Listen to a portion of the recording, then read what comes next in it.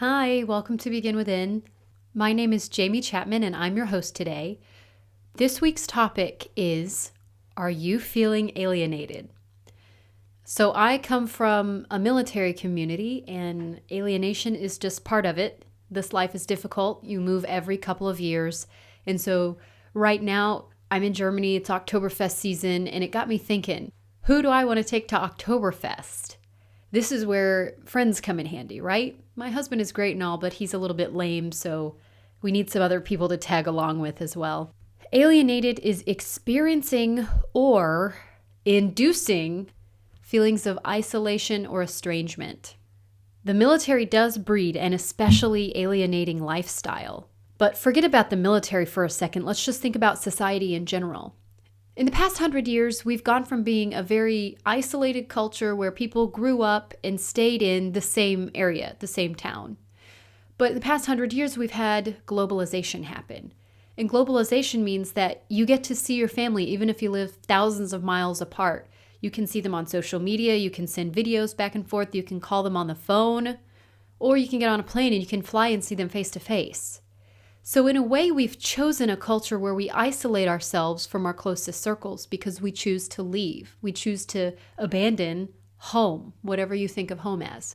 So people intentionally alienate themselves. If I'm lonely, what am I supposed to do about that? So I'm going to go over 8 tips today how to combat feeling alienated. The first tip is stop lying to yourself. This is not exactly a gentle tip. But what I mean by stop lying to yourself is that there are 7.4 billion people living on the planet, all of which have at some point in time probably felt alienated, probably felt lonely, rejected. And you're not alone. So these lies that you're telling yourself, nobody understands my problems, there's nobody that can help me, those are not going to cut it because we live on a planet full of people. All of those people have problems. And somebody out there can help you. Somebody out there can be your friend. So stop lying to yourself. The second tip, be introspective. This is one of my founding principles for growth. It's something that I will harp on until I'm blue in the face, but I mean it. If you don't know how you are coming off to people, you're going to have problems. Be introspective. Think about, what vibes am I putting out there? What do people actually think of me? I think I'm great, but they may not. So do a gut check. Check out how you feel. Check out how you think others might perceive you. You might be surprised at the results. The third tip, be vulnerable. This is maybe the most important thing. Being vulnerable is how you break the ice. Let's say there's somebody at work that you like and you enjoy spending time with them at work. How do you become their friend? When you're at work, you're just work friends and there's no outside interaction. But maybe you want to go out to dinner. Maybe you want to get lunch sometime outside of work. You have to be vulnerable. Sometimes all it takes is just saying, hey, I like you. Let's go out and get coffee sometime. Or, hey, I've been feeling a little bit lonely lately. My husband is traveling and I'd love to go out and get dinner this weekend. Are you available? You breaking the ice and expressing to them out loud that you want to be their friend could make the difference in just a casual work acquaintance versus somebody that turns out to be a deep and lifelong friend that you love very much. The fourth tip, find an affinity group. An affinity group would be a group of people that have the same interests as you, the same passions, the same motivations. I talk a lot about finding your purpose, and this is part of that. But an affinity group does not have to be so serious. You could find your affinity group at the dog park. You could find your affinity group because you all like the same football team. So find an affinity group. Find a group of people who like something that's the same as you. And you may find some friends in those places. The fifth thing, being different is okay. If you're a little bit weird, that's fine. What you need to realize is that for people to become a true and genuine friend, they've got to love you for being weird. I have a friend that I absolutely love and adore. This friend is supportive and generous and loving and caring and would do anything for you. This is the type of friend you want. That friend has the kookiest little thing. Loves bunny rabbits. It's a little kooky, it's a little bit weird, but it's a good thing. This person owns it. They're authentic. They know what they like. If it weren't bunny rabbits and it were giant, deadly, lethal snakes, it would be the same thing. As long as nobody goes and puts a snake around my neck, I'm going to be okay, right? People have their quirks. Everybody's different, and being different is okay. What you need to make sure, though, is that you're genuine and you're authentic. If you're hanging out with people and hiding the fact that you love giant snakes or you love bunny rabbits, you're wrong. You're not going to find true, deep friendships that make you connect on a different level. So be authentic. If you love bunny rabbits or giant snakes, if you love tarantulas, if you love scary movies, whatever it is that you think is weird, own it. Just be who you are, and you'll be surprised. You'll find deep friends that way. Tip number 6. If you feel alienated, look around. There's other people out there that also feel alienated. Try to bond with people who are in the same place as you. Try to bond with people who are also feeling alienated. It makes sense, right? There's 2 of you just circling around looking for friends. Maybe it's time to become each other's friend.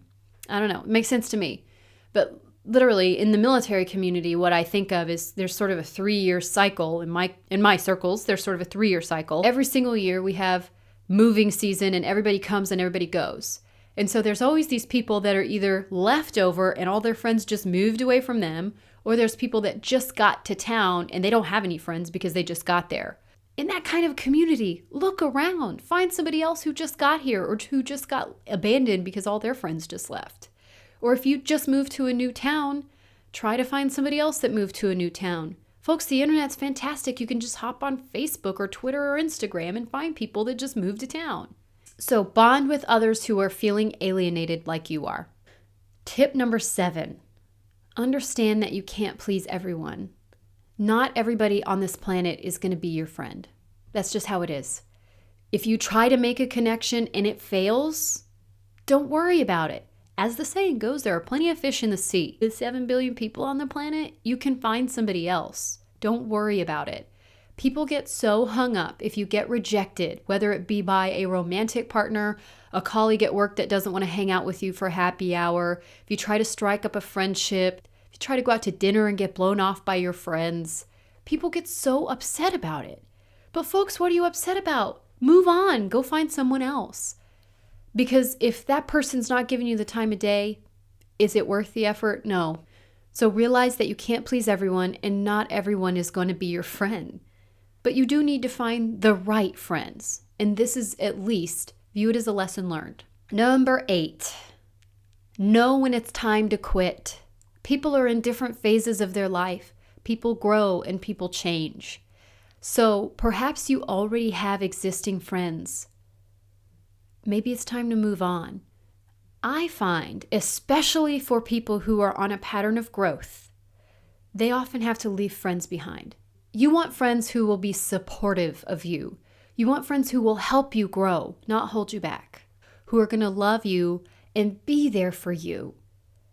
And if they are not serving your highest good, it might be time to say goodbye. Another mention as well, some people are toxic.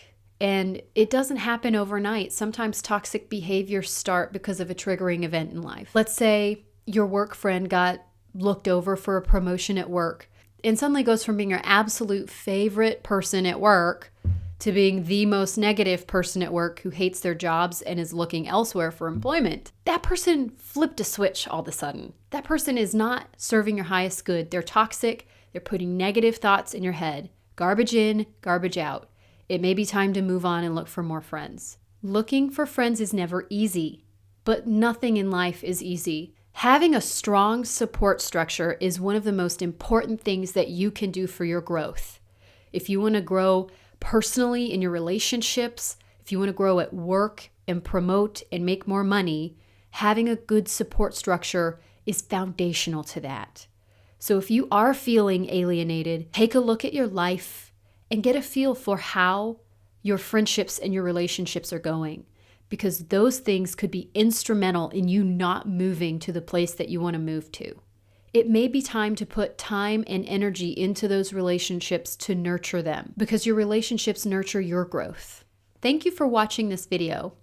I try to put out new material every week, so if you subscribe to the channel, you'll be able to see the topics that we come up with next. And also, I'd love to hear in the comments your requests for upcoming topics. Thank you for watching.